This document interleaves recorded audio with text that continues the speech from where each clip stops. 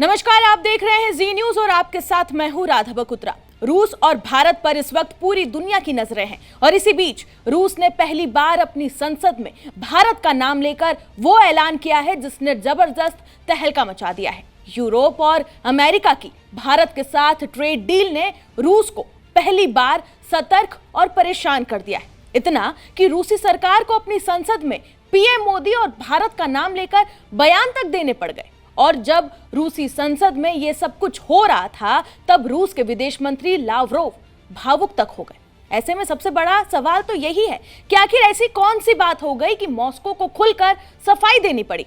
साथ ही आगे वीडियो में आपको पुतिन के बारे में बताएंगे कि कैसे पुतिन ने भारतीयों की ताकत को लेकर सबसे बड़ा खुलासा सबके सामने कर दिया।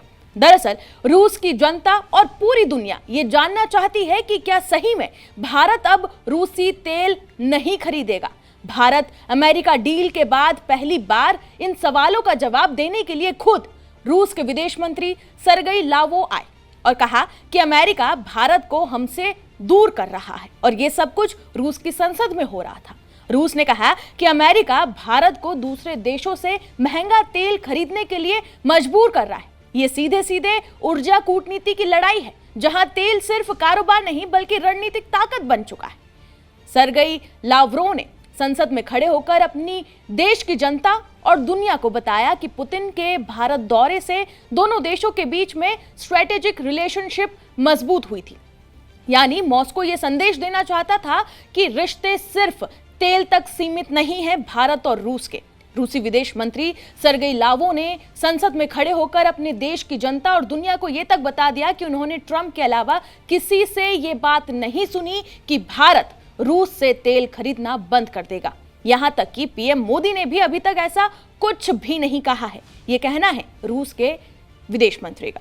रूस ने अपने देश के लोगों को यह तक बताया कि भारत हमारे साथ ही रहेगा और वैसे भी सूत्र भी ये बताते हैं कि भारत भी रूस को कभी अकेला नहीं छोड़ेगा, रूसी तेल खरीदना बंद नहीं करेगा।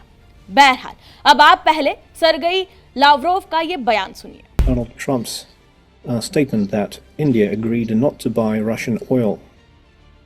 I haven't heard anything about that from anyone else, including from Prime Minister Modi or any other Indian counterparty.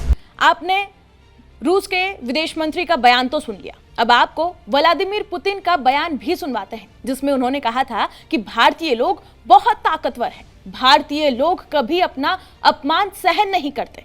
मैं भारतीय लोगों को जानता हूं, मैं भारतीय सभ्यता का सम्मान करता हूं। पुतिन ने बताया कि पूरा रूस भारतीय सिनेमा का फैन है। रूस ही शायद वो इकलौता देश है जहां एक चैनल दिन भर भारतीय फिल्में दिखाता है। दरअसल ये बयान देकर पुतिन ने सीधे भारतीय लोगों से खुद को कनेक्ट करने की कोशिश भी की थी। आइए अब सबसे पहले आप पुतिन का ये बयान सुनिए। The Indian people will look at what decisions are made by the political leadership and never accept any humiliation before anyone. And also I know Prime Minister Modi, he will never. अब ऐसे में ये सवाल है तो कि क्या वाकई भारत सच में रूस से दूर जा रहा है या फिर ये सिर्फ एक वैश्विक शक्ति संतुलन की एक बड़ी रणनीतिक चाल है। फिलहाल आधिकारिक तौर पर भारत ने ऐसा कोई भी ऐलान नहीं किया है कि वो रूसी तेल खरीदना बंद करेगा, लेकिन दुनिया की निगाहें अब नई दिल्ली और मॉस्को पर टिकी हुई है। आप इस पूरे घटनाक्रम को कैसे देखते हैं? जो रूसी विदेश मंत्री ने अपना बयान दिया संसद में खड़े होकर, उसके बाद पुतिन ने जिस तरीके से भारतीय लोगों की तारीफ की, उसे आप कैसे देखते हैं? अपनी राय हमें कमेंट सेक्शन में जरूर बताएं और बाकी तमाम खबरों के लिए जुड़े रहें जी न्यूज़ के साथ।